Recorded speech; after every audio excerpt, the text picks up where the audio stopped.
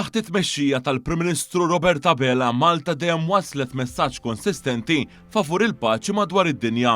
Dan twassal minn Dr. Abela fil-fora internazzjonali b'mod speċjali mal-bqija tal-mexxija fil-Kunsill Ewropew, kif ukoll waqt li Malta kellha siġġu mhux permanenti fil-Kunsill tas-Sigurtà tal-Ġnus Magħquda u anke tul il-Presidenza tagħha fl-Organizzazzjoni għas-Sigurtà u l-Kooperazzjoni fl-Ewropa, l-OSCE. Fl-aħħar xhur Malta kellha wkoll dan il-messaġġ importanti meta ingħaqdet ma' bosta pajjiżi oħrajn fil-Ġnus Magħquda u rikonoxxiet lil Palestina bħala stat. Waqt li Malta kellha siġġu fil-Kunsill tas-Sigurtà tal-Ġnus Magħquda ukoll mexxiet u adottat l-ewwel riżoluzzjoni biex b'mod immedjat ikun hemm wafqien mill-ġlied f'Gaza.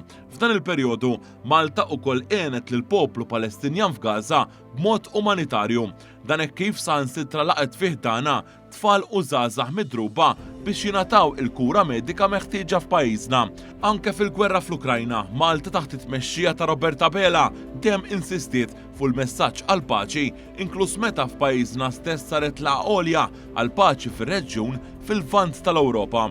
Dan fil-waqt li waqt l-aħħar summit tal-Kunsill Ewropew f'Diċembru, il-Prim Ministru Malti tenna messaġġ ċar favur appoġġ għall-Ukrajna permezz ta' strumenti li jkunu konformi mal-liġi internazzjonali u li jirrispettaw in-newtralità kostituzzjonali ta' pajjiżna. F'dawn is-sitt snin, il-Prim Ministru Robert Abela kellu diversi laqat ma' diversi mexxejja kemm f'pajjiżna kif ukoll barra minn xtutna. Mill-Papa Franġisku Malta għal laqgħa mal-Papa Iljun 14 fil-Vatikan. Mill-laqgħa tal-Mednajn li saret f'pajjiżna fl-2023 fejn attendew fost oħrajn il-President Franċiż Emmanuel Macron, il-Prim Ministru Taljana Giorgia Meloni u l-President tal-Kummissjoni Ewropea Ursula von der Leyen.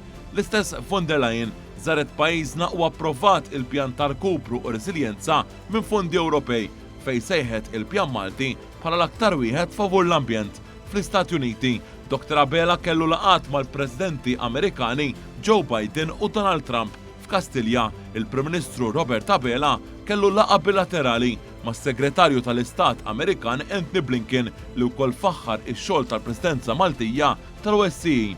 F'dawn is-sitt snin, Robert Abela ħadem ukoll favur il-paċi u stabilità fir-reġjun tal-Mediterran b'laqgħat bilaterali ma' bosta mexxejja fosthom il-Prim Ministru Spanjol Pedro Sánchez, dak Libjan Abdul Hamid Bejba u anke mar-Re tal-Ġordan Al-Hussein bin Abdullah it-Tieni. Dr. Abela saħansitra ippropona li għandu jkun hemm Kummissarju Ewropew responsabbli mill-Mediterran, xi ħaġa li seħħet tassew fit-tieni terminu ta' von der Leyen bħala President tal-Kummissjoni Ewropea. 6 snin ta' Robert Abela, 6 snin ta' messaġġ favur il-paċi.